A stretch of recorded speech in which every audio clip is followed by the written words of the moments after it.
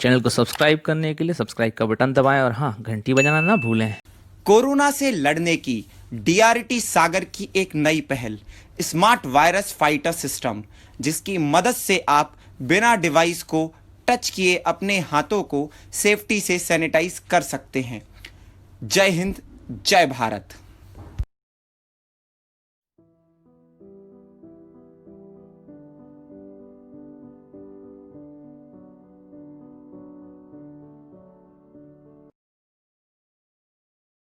नमस्कार सभी का, आप सभी का स्वागत है हमारे चैनल बुंदेलखंडी अड्डा पर। और इन दिनों हम और आप सब लॉकडाउन की कंडीशन से गुजर रहे हैं और इसी दौरान हम एक सेगमेंट शूट कर रहे हैं जिसका नाम है लॉकडाउन स्टोरीज।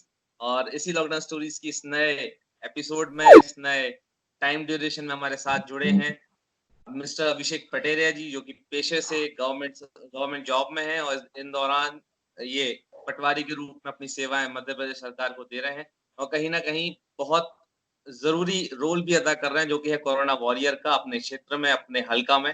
तो हमारे साथ हैं अभिषेक पटेरिया जी। आपका बहुत बहुत स्वागत है हमारे चैनल पर।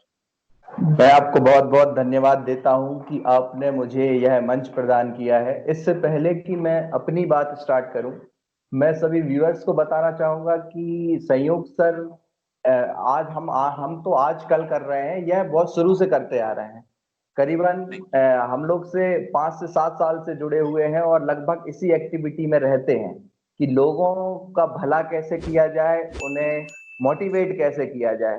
तो इसलिए मैं आपको बताना चाहूंगा कि संयोग सर ने बहुत अच्छा प्रयास किया है इस पूरी गतिविधि में।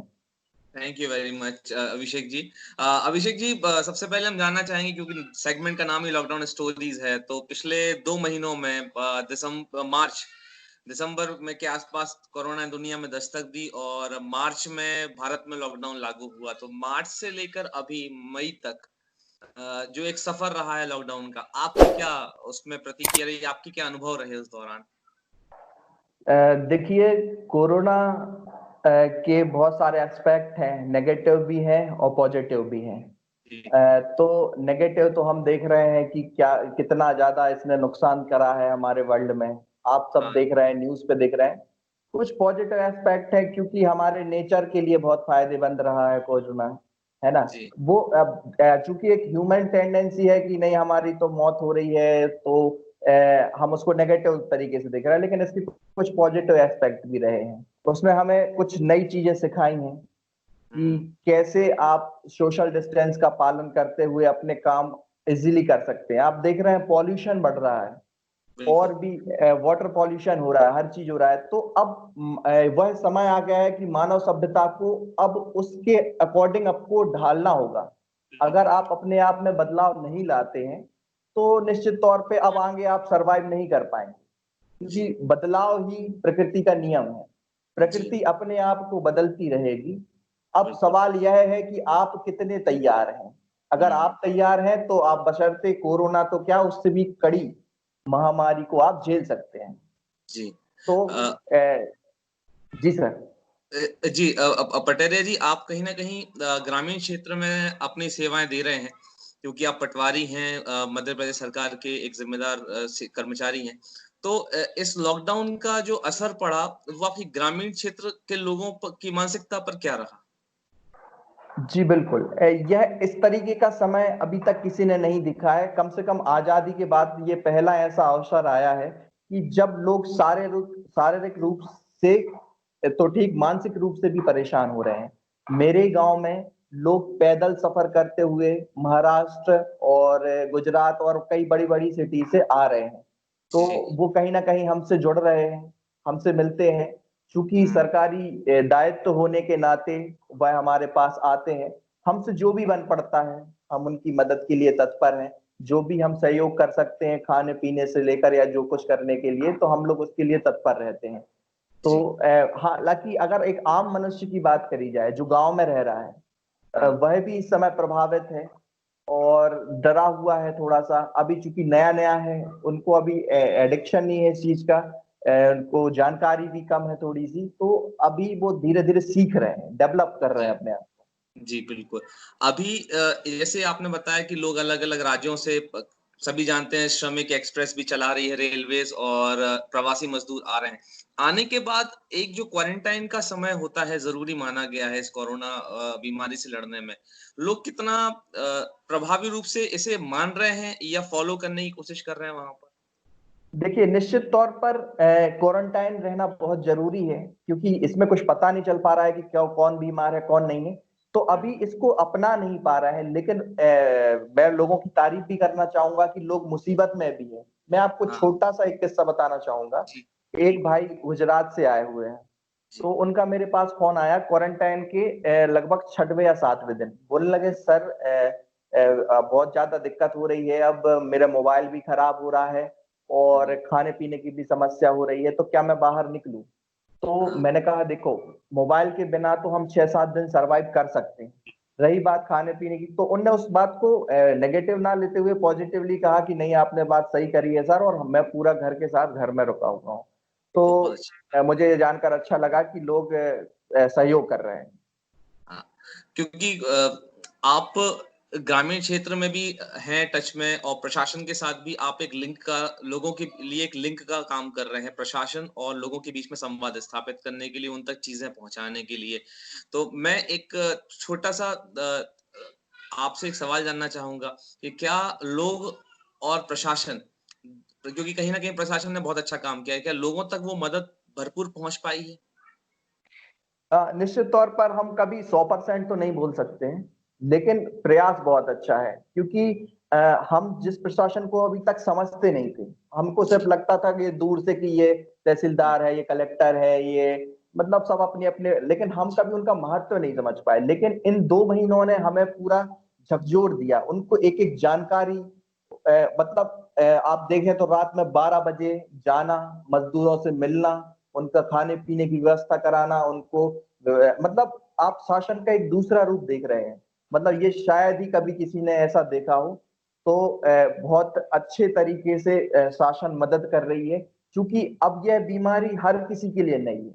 तो देखिए, बीमारी तो हर हर देश में है, हर जगह है, लेकिन प्रयास बहुत अच्छे हुए हैं, जितना होना चाहिए।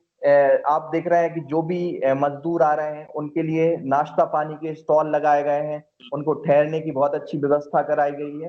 जितना बन पड़ रहा है, शासन बहुत अच्छे तरीके से मदद कर रहा है। मुझे अच्छे तरीके से याद है कि कल परसों रात में 2 बजे कुछ मज़दूर आए थे, और 2 ओह! बजे अब हाँ, तो 2 बजे हमारे पटवारी साथी वहाँ गए और उनको रिसीव किया, उनको खाने-पीने की व्यवस्था करी, और रात में 2 बजे ही उनका चेकअप हुआ, पूरी टीम अवेलेबल थी वहाँ पे, चेकअप होने के बाद उनको घर तक पहुँचाया।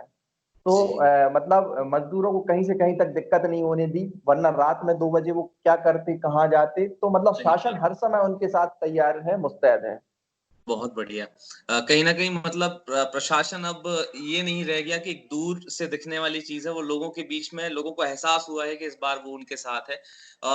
पटेरे जी इस बार ये तो हो गया था आपका एक प्रोफ़ेशनल हिस्सा।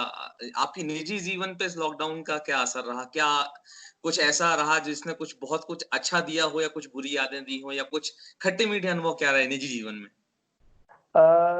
निजी जीवन की बात करी जाए, वैसे तो हम लोग के लिए अब हर चीज़ सरकारी ही हो चुकी है। आप भी इस चीज़ से भली-भाँति परिचित हैं।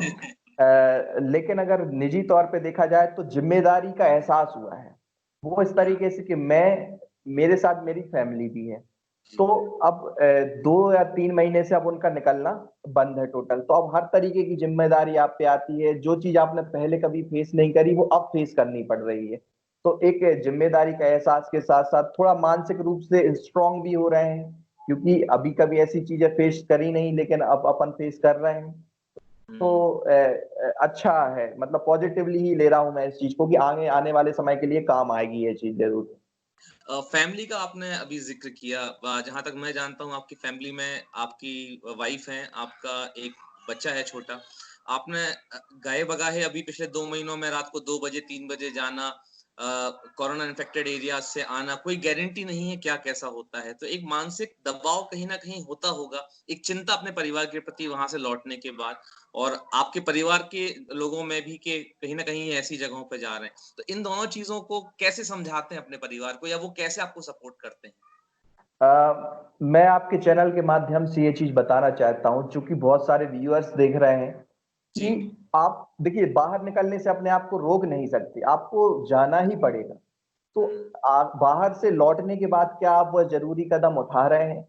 आज भी आप क्या अपने आप को सैनिटाइज़ कर रहे हैं? हाँ, शुरुआत में सभी ने इफ़ेक्टिवली काम करा, नहा रहे थे, कपड़े धो रहे थे, हाथ सैनिटाइज़ कर रहे थे, सब कुछ। लेकिन मैंने देखा है कि धीरे-धीरे लोग अब पुरानी प्रवृत्ति की ओर लौट रहे हैं। तो वो नहीं करना है। आपको अभी भी वही की वही प्रोसेस फ़ॉलो करना है क्योंकि कोरोना अभी भी निरंतर बढ़ता ही जा रहा है। हाँ, रही बात मेरी फैमिली की तो वह अब बहुत अच्छे तरीके से समझ गए हैं। वह मेरा पूरा साथ दे रहे हैं। मुझे सैनिटाइज़ करने की प्रोसेस जो है, मेरा छोटा-सा बच्चा है, वो पहले जिद करता था कि बाइक से घुमाने ले चलो, लेकिन अब वह समझ गया है कि अब कुछ ना कुछ मजबूरी ज़रूर रही है कि ये नहीं ले जा रहे हैं। तो अब वह भी दूर रहता है, वो समझता है कि जब तक पापा नहा नहीं लेंगे, तब तक वो पास नहीं आता है। तो बहुत अच्छा कोऑपरेट कर रहा है। बिल्कुल सही बात है। जंग अकेले नहीं लड़ी जाती है, परिवार का साथ, अपनों का साथ बहुत ज़रूरी होता है। अभिषेक जी हमारे साथ जुड़ने के लिए बहुत-बहुत धन्यवाद। अपने आपके एक्सपीरियंस जो आपने शेयर करे और चीज़ें जो हमारे साथ साझा की, लॉकडाउन की कहानी अपनी, उसके लिए बहुत-बहुत धन्यवाद। एट लास्ट मैं आपसे रिक्वेस्ट करूँगा कि हमारे व्यूअर्स के लिए इस लॉकडाउन पीरियड में कोरोना से लड़ने के लिए कैसे वो अपने आप को मजबूत करें? कोई एक संदेश आपकी तरफ से विशेष रूप से हो तो ज़रूर। जी, मैं सभी व्यूअर्स को बताना चाहूँगा कि यह एक मानसिक लड़ाई है। आपको इसको जीतना ही पड़ेगा। कोरोना हमारे आजू-बाजू अब फैलने लगा है, तो क्या हम मानसिक तरीके से तैयार हैं? अपने आप को मानसिक तरीके से सुदृढ़ करिए और नियमों का पालन करिए, क्योंकि कोरोना कोई ऐसा नहीं है जो आपके घर आ जाएगा अचानक से, नहीं। अगर आप अपने आप को तैयार रखते हैं इस सिचुएशन से निपटने के लिए, तो आप कभी भी परेशान नहीं रहेंगे और आपको देखिए सब सोशल मीडिया पे आजकल आ रहा है, बचाव के नियम आ रहे हैं, आप उनको फॉलो करिए और यकीन रखिए बहुत जल्दी हम इस महामारी से निजात पा लेंगे और इस अंत में यही कहना चाहूँगा कि घर पर ही रहें और सुरक्षित रहें और एट लास्ट मेरी यह रिक्वेस्ट है सभी से कि आप बुंदेलखंड अड्डा से लाइक एंड सब्सक्राइब ज़रूर करें इसको क्योंकि बहुत ही अच्छा प्लेटफ़ॉर्म दिया है संयोग सर ने हम सभी के लिए थैंक और यू। आगे उम्मीद करता हूँ कि और ऐसे ही बहुत ही रोचक जानकारियाँ हमें मिलती रहेंगी इनसे। धन्यवाद। जी। बहुत-बहुत धन्यवाद पटेरे जी इतनी शानदार संदेश के लिए और लोगों को जानकारी उपलब्ध कराने के लिए इस महामारी के लिए और अपने अमूल्य समय में से हमारे साथ कुछ वक़्त देने के लिए और अपने एक्सपीरियंस साझा करने के लिए बहुत-बहुत धन्यवाद। धन्यवाद।